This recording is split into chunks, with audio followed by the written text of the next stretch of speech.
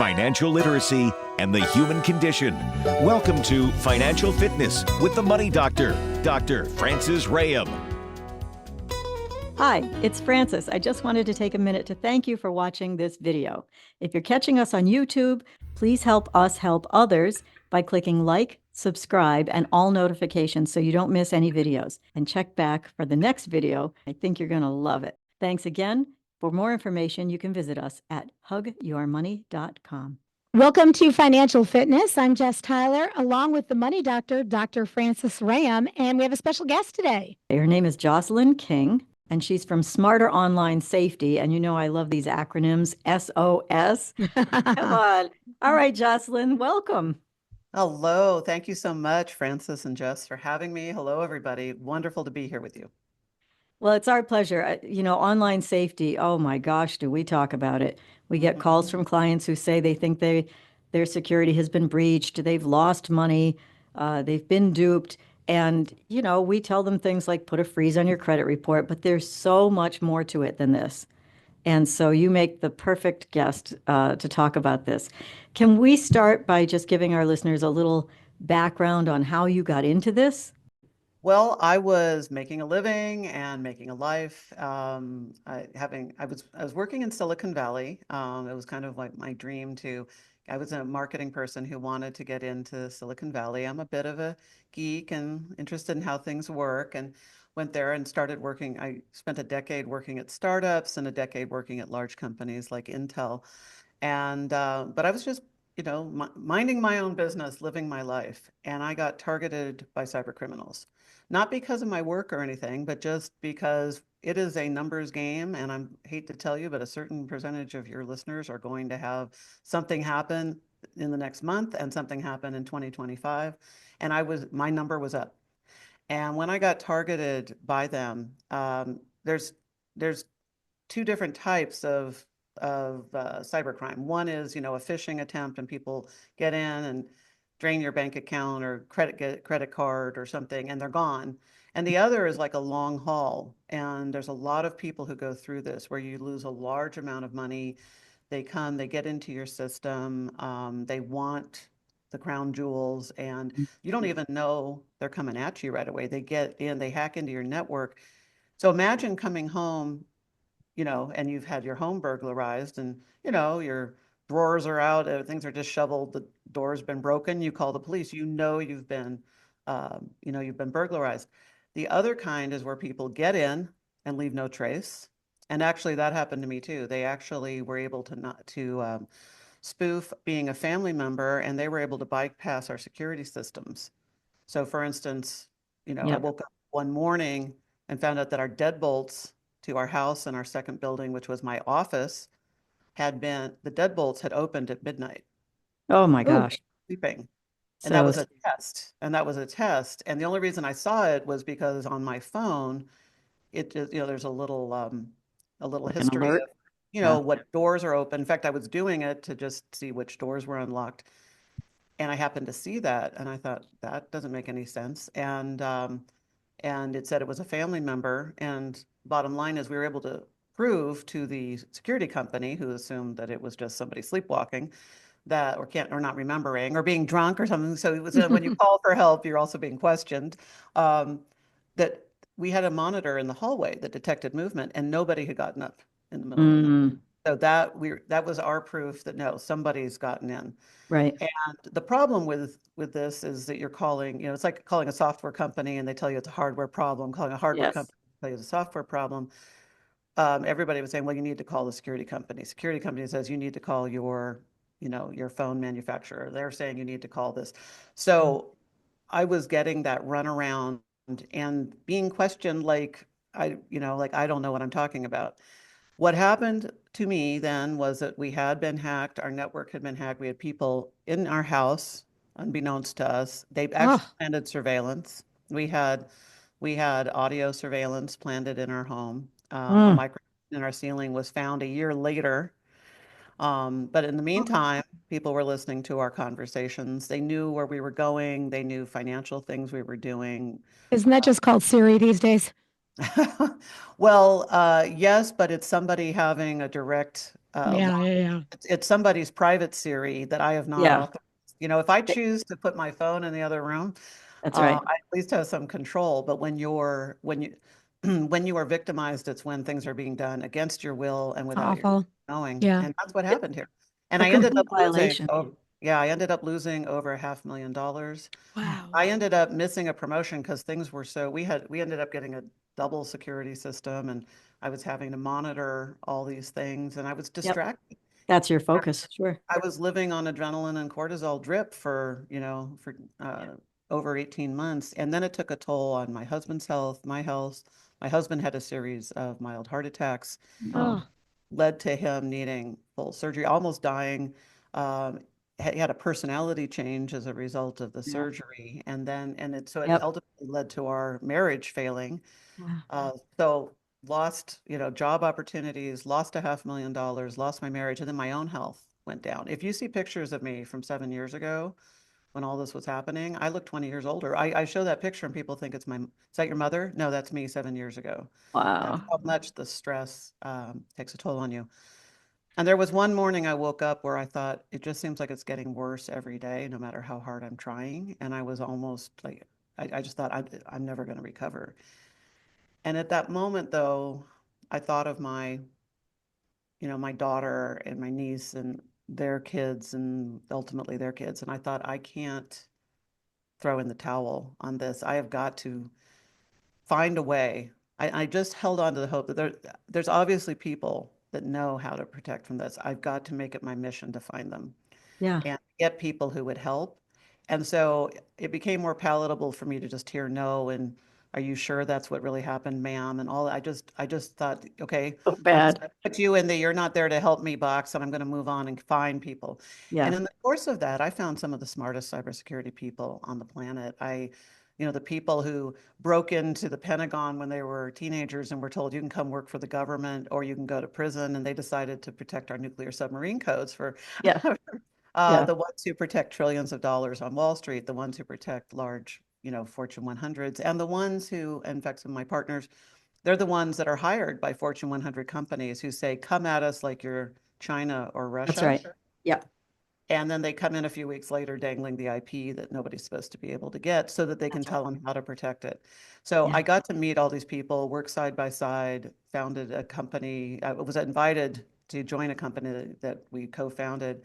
And it was named a top 10 cybersecurity company. I was named top 10 woman in cybersecurity, which was huge for me because I realized it is possible. You can go from cybercrime victim losing $500,000 and feeling your life is over yep, to being named a top 10 women in cybersecurity and getting to help people. yes, So I wouldn't change this happening because yeah. of what I'm getting to do now. And that's what I'm doing with Smarter Online Safety.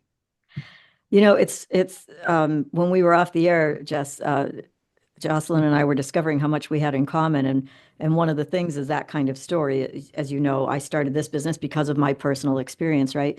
So I don't think there's any replacement for that. Somebody who has been through it, hmm. who didn't just develop something because they thought they'd make a lot of money on it.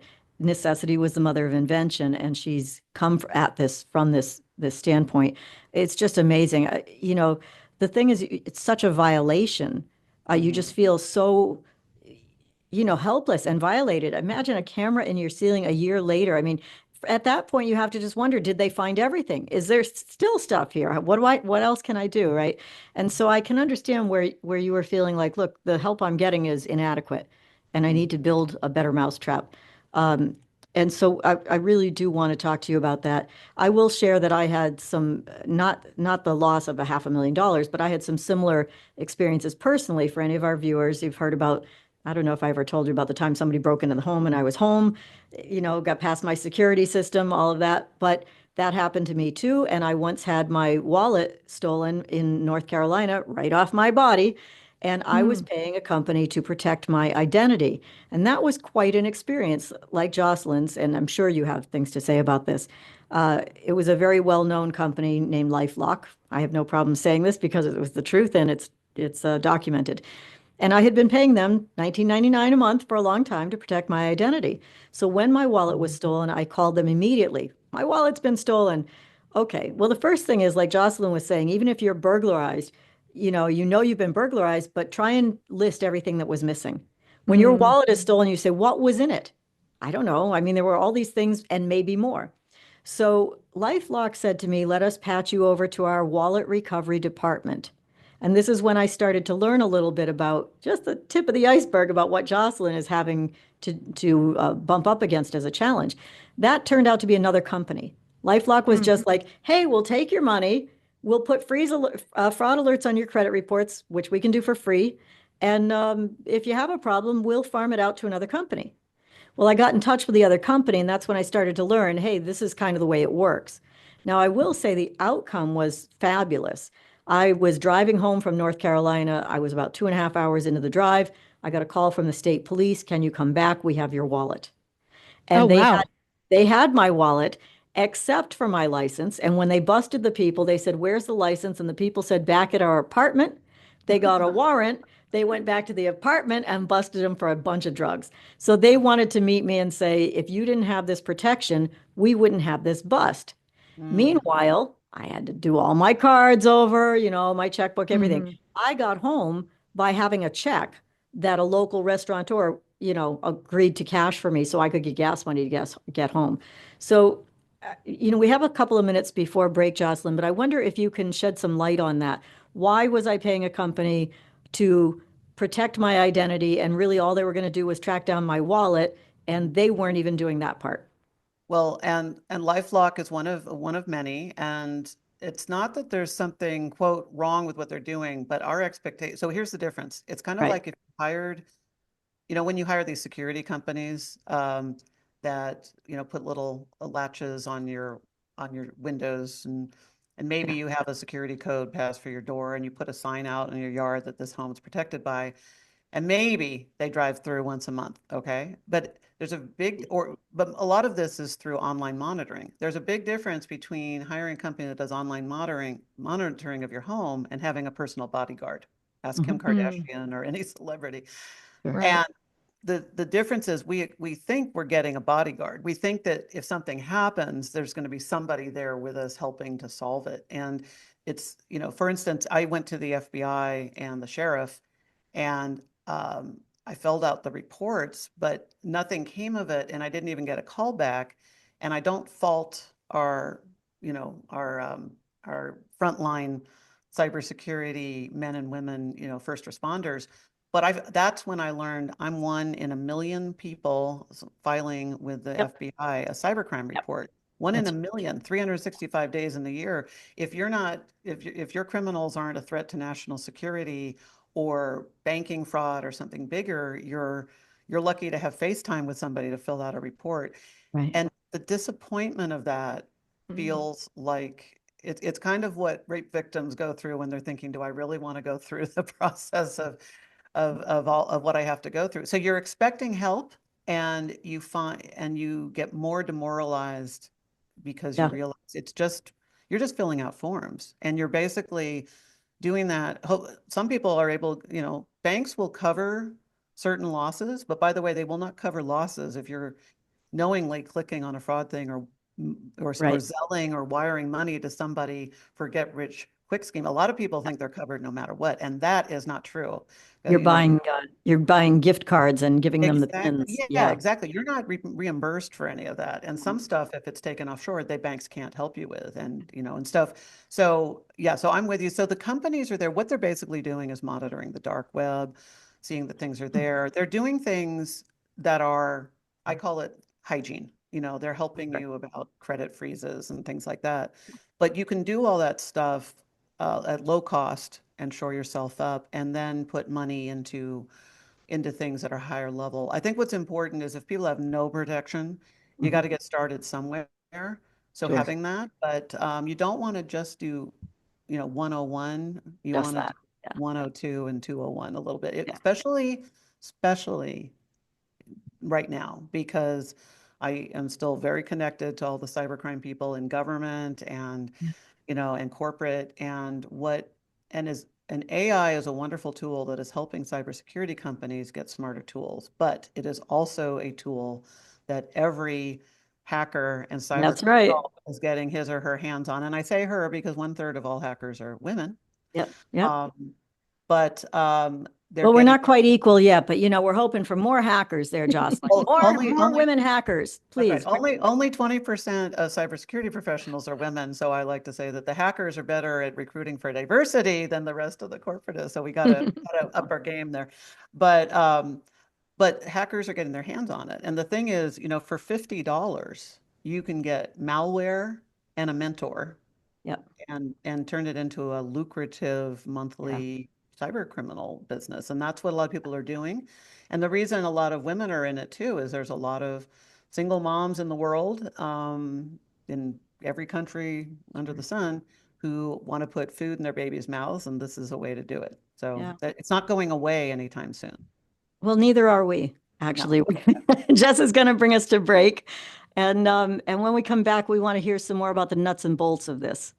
Got it. Let's get your phone number, Francis. Sure, it's 413-773-3333.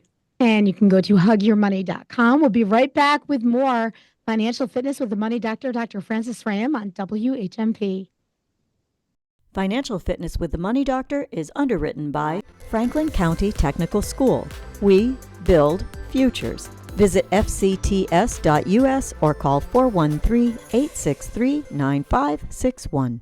Welcome back to Financial Fitness. I'm Jess Tyler, along with the Money Doctor, Dr. Francis Ram, who has a great guest today. Jocelyn King, and she's here because she's an expert in this. And we were talking about how what her history is and how she started this out of her own experience.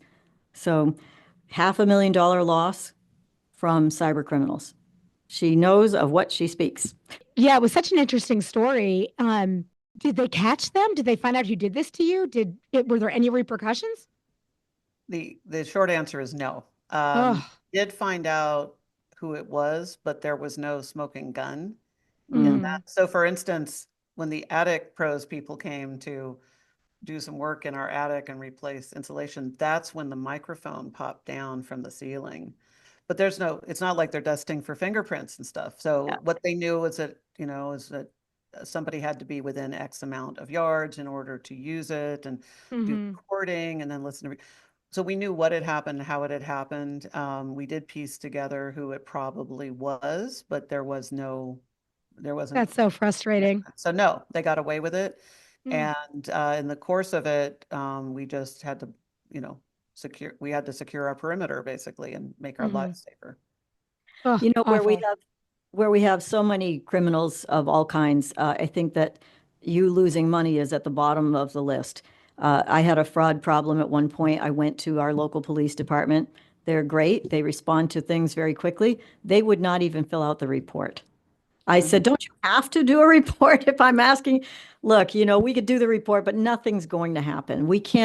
We don't have the resources to follow up on this. And even if we caught them, nothing's going to happen to them. So it's like this huge advertisement that it's okay to go try to do cybercrime and rip people off. We never tell people the problem here, Jocelyn, without giving them some solutions. So, and that's what we're about, is education. So let's talk a little bit about some of these things. I know we don't have terribly long left, but tell me about Social Security numbers. People are always saying, well, I don't want to give out my Social Security number. And I'm always saying, look, the horse has left the corral. It's been out there. It used to be on your driver's license. Right. What do you do about your Social Security number? Yeah, so great. And that's the first thing I tell people. In fact, one of the things is one of the videos I did was stop trying to protect your Social Security number. Now, I don't mean you should put it on your background photo on your Facebook, but I do mean that you should assume that it's already been sold 1,000 times on the dark web. What you need to focus on is protect yourself from it being used against you. The same is true with mother's maiden name, pets' names, things like, and passwords and things like this. So the first thing is, if hackers can, if they can impersonate you through your credentials, then what do? Well, you need to have secure passwords on your accounts. And I will tell people, a lot of people struggle with yes, I have yet to meet anybody who doesn't know that they need a unique, long, strong password for everything. But it's the actual implementation where people go, but they don't know how to do it. So here's a great tip for you. I highly recommend This is where you should invest a little money. It's $30 to $70 a year, depending on which one. You Yep. want to get 1Password or Yep. LastPass. You want to get a password That's what I manager. use. Yeah. Yep. And the And reason what does that do? yeah, so LastPass. Yeah. LastPass, especially if you're a small business owner or work in a corporation, because you can give out credentials without sharing passwords. So That's they're right. giving each person a unique password in. So if somebody leaves, you can turn one off without having to reset everything. So LastPass is particularly geared. This is roughly right. You could use LastPass for personal or 1Password for small Yes. business. But generally, if you're a business and doing it that way, do LastPass. If you're a family or an individual, 1Password, super simple. What it does is you go in, and here's the other thing. People don't want to get started because they're going, oh, I have so many passwords. Well, if they hack into your AAA account, they might get a free tow. But if they hack into your IRA, that's another story. So write down right now, today, the 10 to 12 most important accounts that would really devastate your day, your year, or your life if people got in and drained it. Yep. And then you want to do that. So if you get 1Password, what you do, let's say it's Bank of America, you're going to type in, you're going to type in your email account. You're going to put in the URL link, you're going to put www.bofa.com, and you're going to have it auto generate a unique password. It's going to give you something that's like 17 Yeah. random letters, or you can have memorable, which has words like, reignite, help, Yeah. But they're not related. they're So not related and they're all separate. Then this is the thing, you're going to save time, believe it or not. Most people think that's going to cost them time. When you don't go to bofa.com, you go into your password manager, which you get into very quickly, yep. and then you say open and fill. It goes Click to the launch button. Yeah. bofa.com. Yeah. It populates your Yeah. password and your email, and you're in. Guess what? You're now no longer going, forgot my password, reset, everything. That's where most people spend the bulk of their time, and you won't be doing that anymore. I have to say there was a slight learning curve to it, and I really do mean slight. I mean, I had it up and running in almost no time, and I can share accounts with my assistant and my other people without giving up my password, right? Right. So I don't have to worry if I fired somebody or something happened. I just unshare that.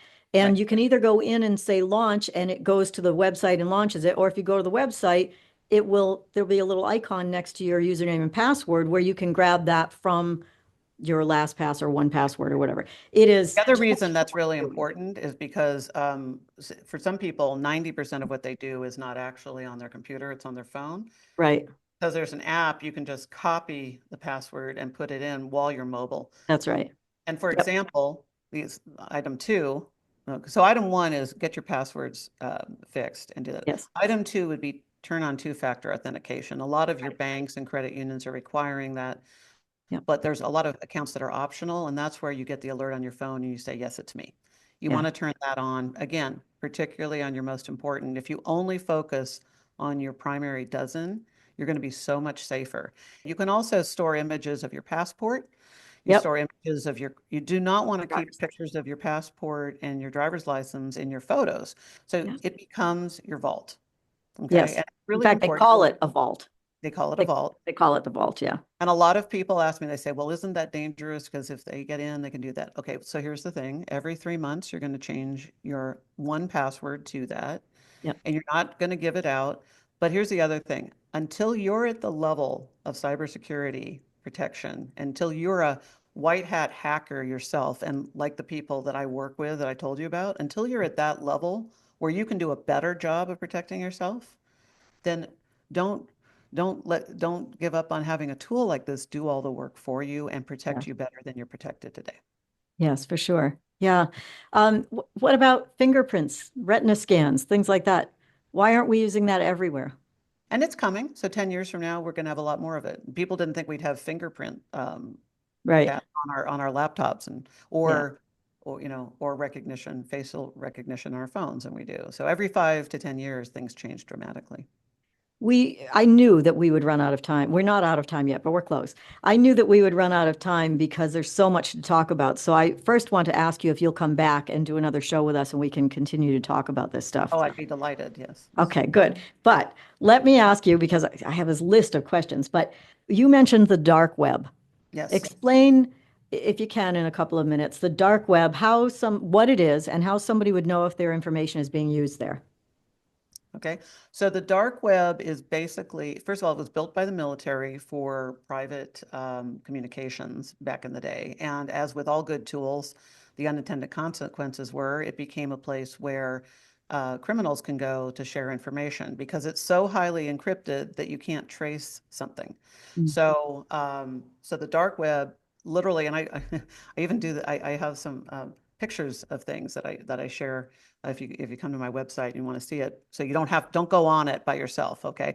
But you can. It's literally like the eBay and Craigslist for criminals.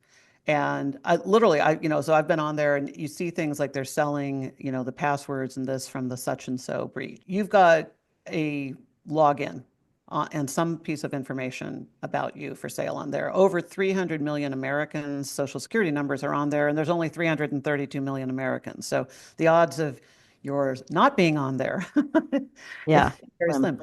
So they're selling things the way you would sell anything else. In fact, there was one hacker, I kid you not, was selling furniture and and some jewelry and some passwords and email addresses. And so those are replicated over and over. And that's why when you get these alerts that say you've been in a breach, if you sign up for 1Password or LastPass, you'll also get alerts that, oh, this was breached and you should, and then it prompts you to change it and then it helps you change it. Right. But it does alert you to a breach. Once the info is up there, though, is there any way to get it down or no? Getting it down is like, picture a Word document that went out on email to a large group list, and you go and you delete it off of one computer and then another, but then it's replicating out there in cyberspace. So it's kind of a game of whack-a-mole.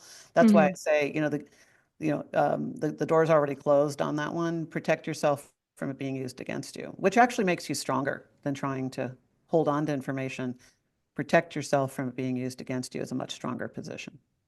So what's the number one thing you could tell somebody they can do today to protect themselves? They're listening to the show and they say, I want to protect myself. Where do I start? Okay. So password manager, top 10, two-factor or multi-factor authentication. Third, freeze your credit. Yeah. Freeze your credit.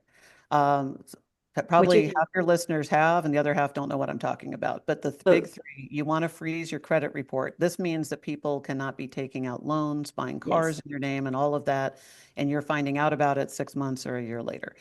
We talk about that all the time, and I tell people go to annualcreditreport.com or dial up the number for Equifax, punch some numbers in.